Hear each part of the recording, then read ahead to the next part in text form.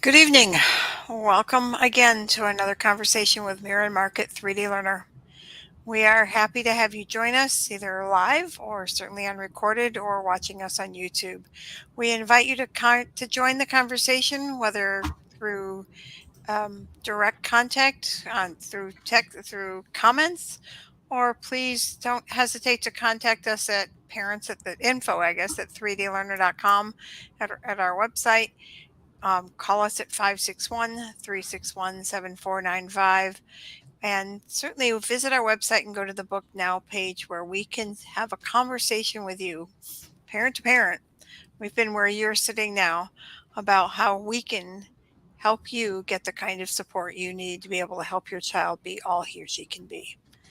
Tonight we're going to talk about that right brain kinesthetic learner, the hands-on, experiential, really creative kid.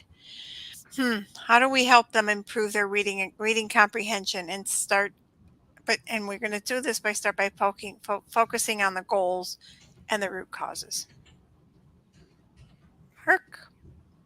One of the things to understand is a lot of people say that, well, how many kids are visual right brain or kinesthetic learners? We think the estimates are that 60+% are, but probably 80 to 90% of the kids who are struggling are. Because the kids who learn the way schools teach have it fairly easy.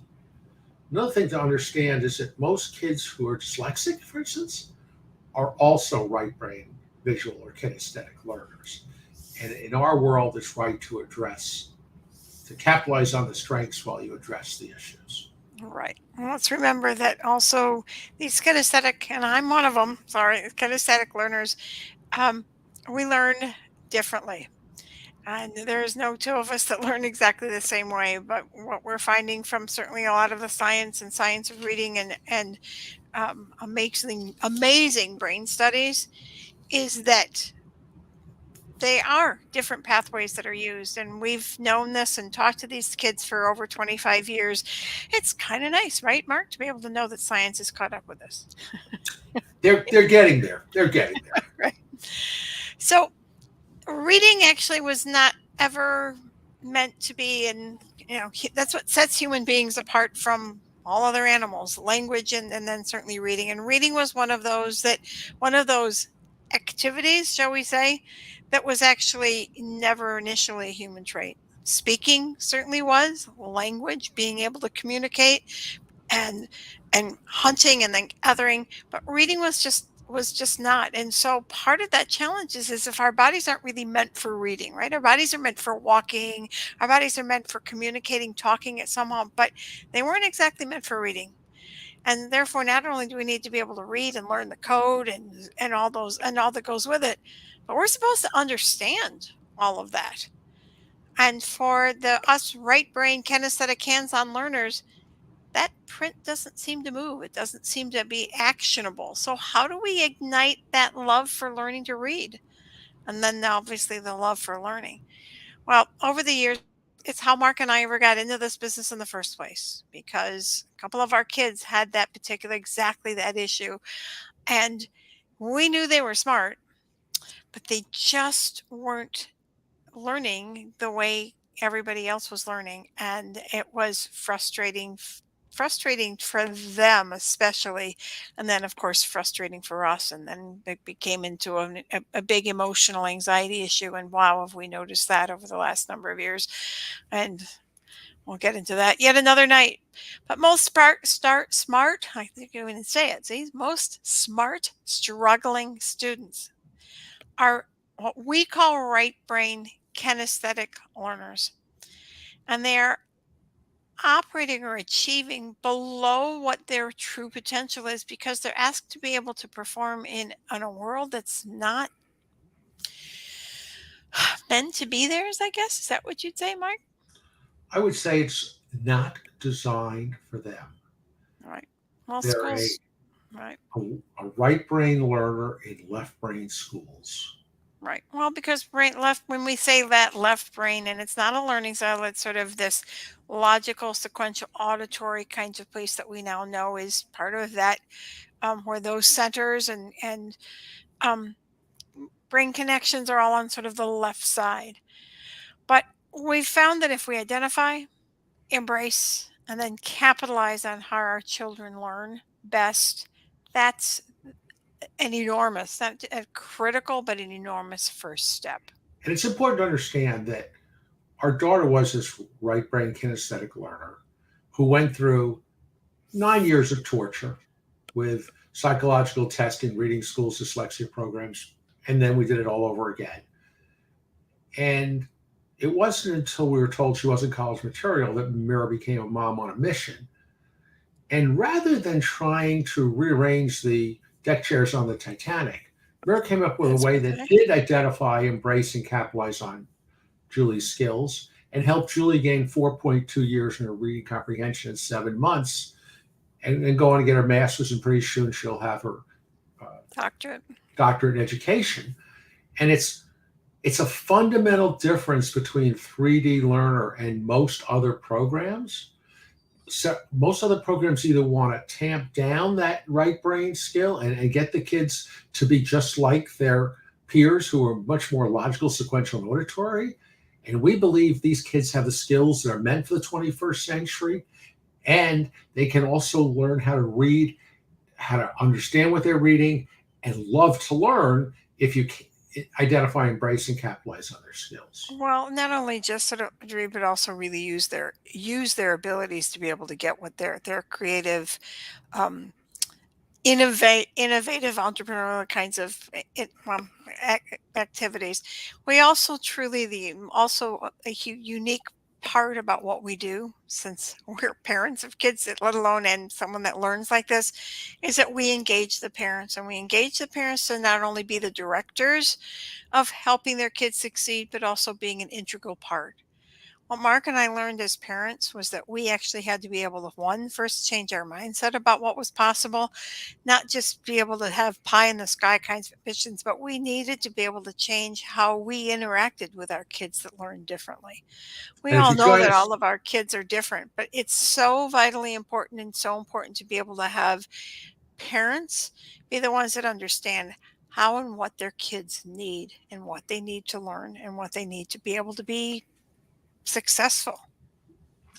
and there are other people who deal with these issues, what I'll call splinter skills, where they'll focus on, let's say, kids' vision skills. And we had one optometrist who said, I can't afford to refer to you because when I refer to you, because of the exercises you guys just do, it only takes half the number of sessions for the kid to succeed. And we consider that a strength, and he obviously didn't. But it's important to recognize these kids often have a number of issues, whether it be decoding, whether it be visual processing, working memory, processing speed. We do not know what any given kid has, but we do know that it's important to identify and address them. Right.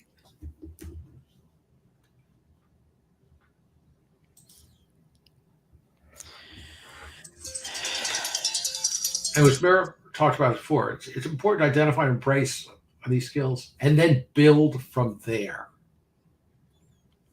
Mary, you want to Right. discuss that? Well, so everybody sort of talks a little bit about, okay, you've just heard us talk about right brain. Well, how, like, I'm not going to sort of make the right brain sort of any bigger, or what we're going to call about that. We need to be able to obviously have us learn to be able to use our whole brain, right? Because if that's what you want to call it, but how we be able to, but we need to start where kids feel comfortable, and we need to start where their abilities lie, and have them use that ability to be able to look for patterns, to be able to then, okay, now if that's what that looks like, what does that sound like? What does that mean? How do we get, I guess, the visual in my head, right? It's like, how do we get these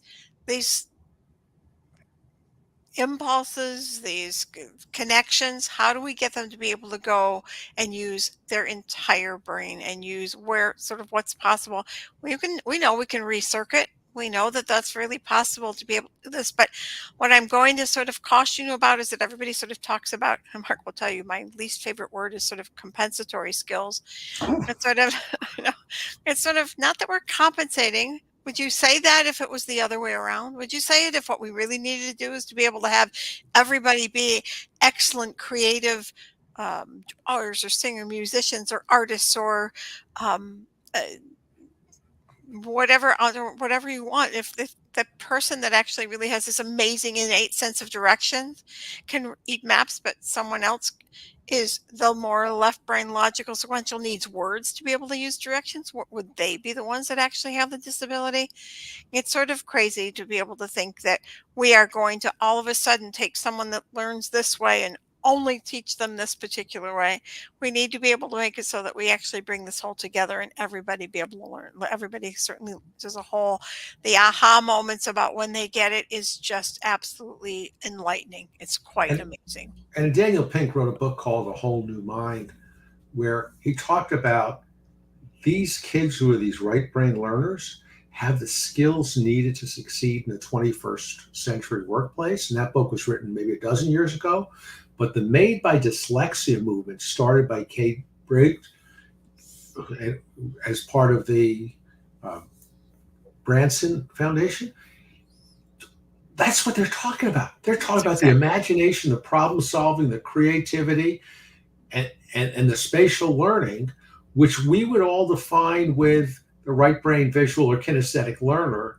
The fact that those people may or may not have dyslexia, there are a ton of right brain visual kinesthetic learners who have nothing to do with dyslexia. Okay. Probably we think three-quarters of the right brain kinesthetic learners don't have it. Maybe a quarter of them do. But right. the key point to recognize is all of them have the skills needed to succeed in the 21st century. Right. And the next point is we listened to a really nice presentation the other day by an expert in executive function who talked about great accommodations and ways to have people work around their problems. Okay. At 3D Learner, we try to take it a step further and actually get to the root cause of the problems and then to the our best do the best we can to actually improve those skills, whether it be working memory, processing speed, visual processing, attention. Okay, so they become neutralized, if not strengths, because it turns out school kids who learn best when they see and experience information have great memories, but not if you put words into their brain. You got to create images and experiences. And so we talk about combining experiential learning and strength-based education and strength-based parenting, because that's really where the nexus of this whole thing is. Right. And Mira's always been a just big believer in instilling a love for learning. We talk about instilling love for reading, but it goes well beyond that. It's love for learning and important to address the whole child. And then lastly, as one person said, why doesn't everybody train the parents to be the coach and advocate that the parent's child needs? And the answer is we have no idea. But we have a ton of experience. Our first 3D learner gave us more than enough, and our second 3D learner gave us even more. And now, a few thousand students later, we have a ton of experience to leverage to help you become the coach and advocate your child needs. Now, the question is your child a right brain visual or kinesthetic learner? Right. That's exactly right. Does your child have a really creative imagination? You know what's really interesting about this particular question that we put to you is if you've noticed, your kids that are in kindergarten and first grade, and actually even now, even in preschools and kindergarten, have really much are going directly to teaching our kids to read. We aren't spending an enormous amount of time about using imaginations or being creative about being um, sort of imagine if and even using certain right I mean even using certain housekeeping corners or being able to use climbing frames as forts. We've sort of lost a lot of that in our push to be able to say, oh, we need to be able listen, I am all for early intervention 100%. It's really where we need to be able to be, but early intervention also means helping a child be imaginative, help them with their language skills, help them explain stuff, help them be able to explore how words work and how their bodies work and how they can be actually particularly imaginative. They need to be able to have manipulatives or pictures to be able to learn that it's not just words that need directions. I mean, every child starts out this way. It's sort of this is what a pen looks like. This is what a state they start. Our language starts by naming objects. Well, it doesn't necessarily go away when we're trying to be able to name words either. What does it mean? And I need to be able to have that experience. And the other one that this other question that we've been using now for over 25 years, and wow, I think we could write a book on on just the responses we get from this, right, Mark? About remembering places where they have been even from years ago. Very often, a mom will say, "My kid who's 16 still remembers a place we went to when she was 3, and I don't even remember going there." How is that possible? And yet they'll forget their shoes on the way to soccer practice, right? What'd you just say? It is so there's a difference between experiential memory and what's working memory. And that working memory is, do I have access to the information that I need right now? Whether it's math that I need that, whether it's history, whether it is learning how to be able to spell something or what kinds of things are in grammar. Every particular subject, um cooking, do I know how to be able to handle do I remember where I put the cinnamon or where any of these different things are? The working part of memory is completely different than this experiential memory, and these experiential memories are quite vivid for these kids, and you need to remember that part of the brain that they picture um, is stimulating the part. It's the same part as if they were actually there. So this makes there's some ramifications of this, not the least of which is that it makes a big difference on where they're going to something new that they don't actually have any picture of. So that there's two sides to that. But the other thing about our visual right brain kinesthetic learners is that they thrive when they are actively learning. If you're bouncing a ball or walking when you're spelling, doing math facts, you'd be amazed, or get kids that are bouncing at a ball and they're moving. And I can't tell you how many times I have to go like this to a parent to say, they're listening, they're doing this, they're really okay if they're bouncing on a ball. They actually, their body, it's like they're learning it all the way down to the soles of their feet. The other piece truly is that they appear to be much smarter than actually that reading comprehension piece, that level would indicate. It's like, oh, I really am so surprised that Johnny has a problem with reading because he seems so smart. His discussions about things are so amazing. He knows so much. And yet you stick a reading piece in front of them and have them have to be able to read it and understand what they read. Now And we're even talking about gifted kids with absolutely. 135 IQs who will have reading comprehension levels below grade level, who will have Like working way memory, below grade level. will have working memory and processing speed issues that are a couple of standard deviations below their intelligence level. Okay. And a lot of it is about how the information is put into the brain. Because these kids can often become very good spellers if you put the visual of what's the way to spell And it rather than sounding out something, which is entirely. And also the taxing meaning, walks. the meaning Yes. that engages them if they have some sort of experience. So there we go with language experience again. It's very important. So, how do we get reading comprehension and ignite a love for learning? I've said this all along and I've now been reading it in so many different articles I've been reading lately about how is it that our kindergartners are so excited to be able to go off to school and read.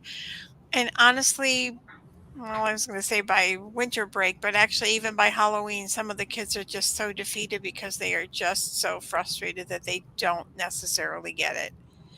So we totally know that letters letters are symbols and they have particular sounds, and those sounds, um especially for beginning readers, they need to be able to know that those of what that silly symbol is supposed to be able to look like. We also know what we also recognize is being able to Name things rapidly. So think about how that works, right? I see something, it goes back to my brain, and do I get it back out my mouth? How long does it take? We're finding a lot of kids need that space. And for us visual people, we need to be able to download that picture and being able to, oh, that's what you're asking, and then get the information out. You hear me stammering now because I'm thinking, what's the picture that I need to be able to download in my head to be able to then get the language out? Rapid naming. So playing games, singing songs, doing different things, especially when kids are younger, it makes getting that out so much easier. And it's then certainly fun. It certainly becomes a game. How fast can you say something? Language, again, we keep talking about this word language. Is that how many of you, when was the last time any of us ever had a conversation around the dinner table? We know breakfast table, forget that. That's usually in the car, handing if kids will eat anything. But we use these times of our day that we need to be able to not just how was your day, but different kinds of ways to be able to express what they're doing. Reading comprehension, executive function skills. Mark, you want to talk a little bit about those? That's Sure. the new buzz, I think, at the moment. So there's a lot of buzz around executive function. It talks about working memory, processing speed, attention, organization, planning. And part of it is the kids we see may have working memory at the 95th percentile when it comes to what they see visually, and the fifth percentile on what they hear. So that's why there's a disconnect between my kid can remember the place they saw when they were 3 and can't remember a spelling word. Okay? Well, and can't remember directions that were And, given to you or given to them, or the teachers were explaining something that it just sounds like the old and Charlie Brown wow, wow, wow, right? and by the way, next week we are going to be talking about specific tips on how you can help your visual, right brain visual and kinesthetic learners succeed in life. Because there are a lot of practical skills that Mira and this whole team here have developed to actually help a kid survive and thrive. The other thing is, it turns out processing speed is related to visual processing, and over 74% of our clients have a significant problem in this area. So it's important to identify and address it. And we actually use a visograph when we're doing it on our site, which actually shows exactly how the eyes track when reading. And we've had people who've been to ophthalmologists and they said the eyes were fine. But when they came and did the test, the left eye went straight down the page, never moved. And that makes reading so much harder. It also makes ball playing so much harder. So it's really important. Okay. And also, when we start defining key areas of focus, one of Mira's and the team's great expertise is igniting a love for learning, because so many kids hate reading because it's tortuous and they're not creating pictures in their brain. Imagine you go to a movie, you're creating a picture in your brain. You play a video game, you're creating a picture. You go to Disney World, you're creating a picture. You read a book, you're supposed to decode words and not create pictures. God bless it. Good luck.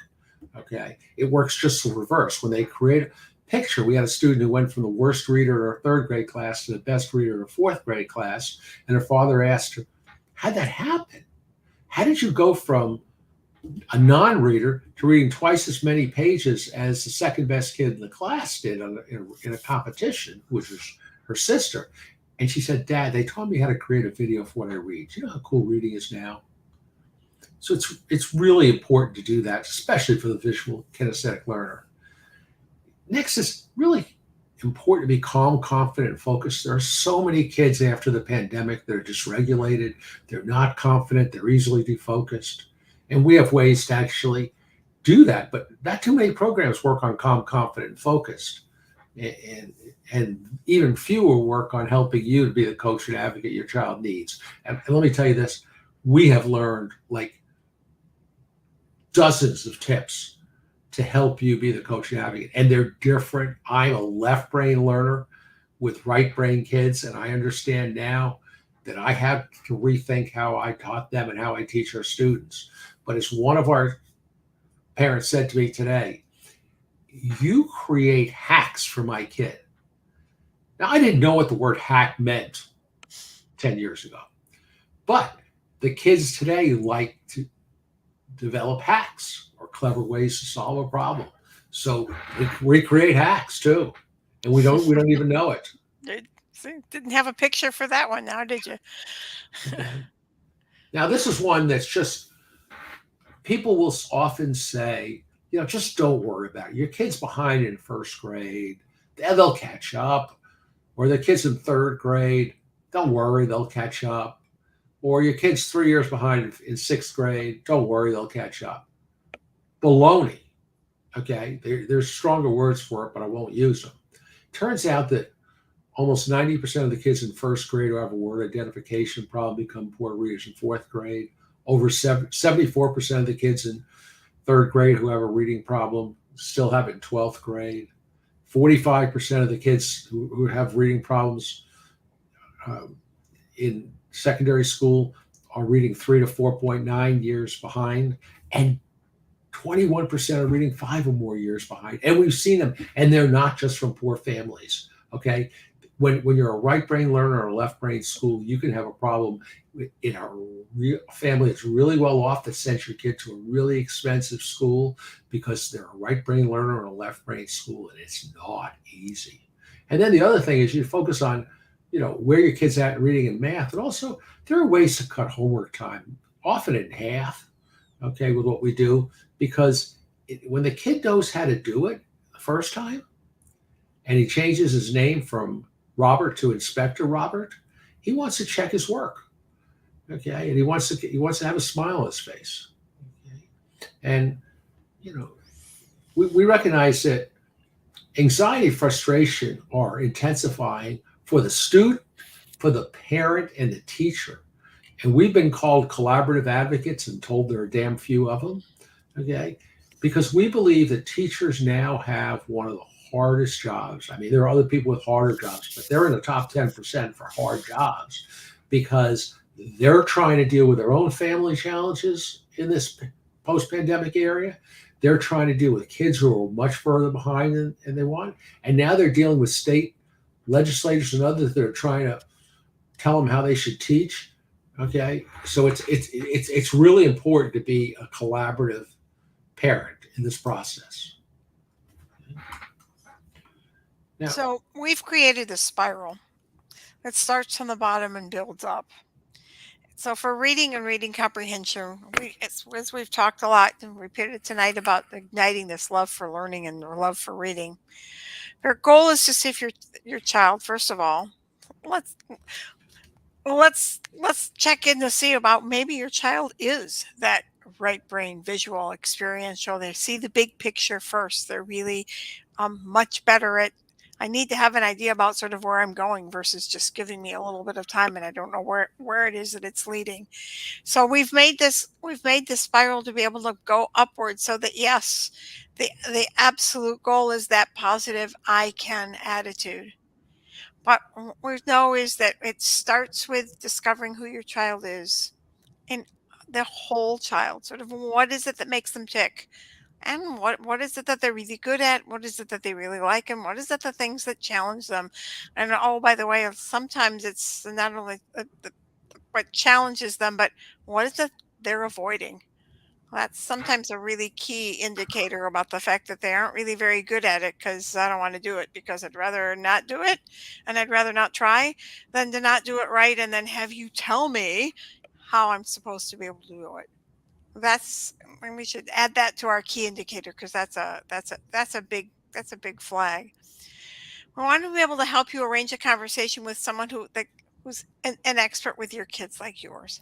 That's us. Been there, done that, live it and every day. maybe somebody else if your kid's different than this. Okay, That's fine. if your kid's dyslexic and just has dyslexia, find an expert for kid Absolutely. for somebody who's like your kid because we're not our business model is designed really to help either the right brain visual kinesthetic learner, the kid who has executive function related issues, or And both. attention, right? Okay, Right. We and just want to make sure that you get the help and that we're here to be able to listen to you. So if we're right, if we're not, please don't hesitate to call us because we have been where you are. We're frustrated. I've had any number of parents that have called in the last couple of weeks like, Mira, where do I go? What do I do with this particular issue? And if we can't actually help you, we'll do our best to be able to try and sort out where it is that you have to go, what you need And to be able to do. in the comment section, okay, there's the phone number 561-361-7495, or there's our calendar. You can access our calendar at 3dlearner.com/one-word book now. Okay. And it's also on our website to arrange a conversation. And you don't have to be planning to do an intervention. Part of our mission is to help all parents. That's why we do these streams. That's why we do make these conversations available. But when you then go to the next step, which is an assessment process, the school-based assessments may be critical, especially at public and charter schools, to get the special education services. But I will say this, they're not designed to figure out how your kid learns best, at least none of them we've seen, or to identify a lot of the key issues. We've had hundreds who they've missed the visual processing issue. And even if they identify the working memory and processing speed issues, which they often do, they don't recommend anything other than accommodations, which is why you want to partner with the right professionals for your kid and for yourself, because this is a fit. Okay, as one mom said to me, there are probably people that, hear what you have to say and go somewhere else. They say they don't get the same vision that you guys have, which is that their kids can be a whole lot more successful if you teach their strengths, identify their challenges, help us be the coach and advocate your child needs. People would prefer something else. Okay. But for those people who want their right brain visual kinesthetic learner to succeed with a strength-based approach, to identify and address their challenges, to help the kid be all they can be, and to help the parents be the coach and advocate your child needs, we may be worth a conversation. And we're glad you joined us tonight. We look forward to seeing you. We're going to go back to our Tuesday nights next week. We hope you'll join us, certainly live or on any of the recordings. We're going to give you some suggestions about what you can do to take with you right from there and start out. It's not making anything, it's not doing, it's just what you can do to be able to help you actually be able to explore what your kids can do. And one other thing, which we didn't put on here, our YouTube channel has all our past live streams, and it's going to have more and more. We encourage you to subscribe to the 3D Learner YouTube channel. We're trying to build that to something that's really vibrant and really offers you tips on how to be the coach and advocate your child. And join our Facebook community too. We'd love to say you have a wonderful night. Thanks for joining us. Talk to you soon.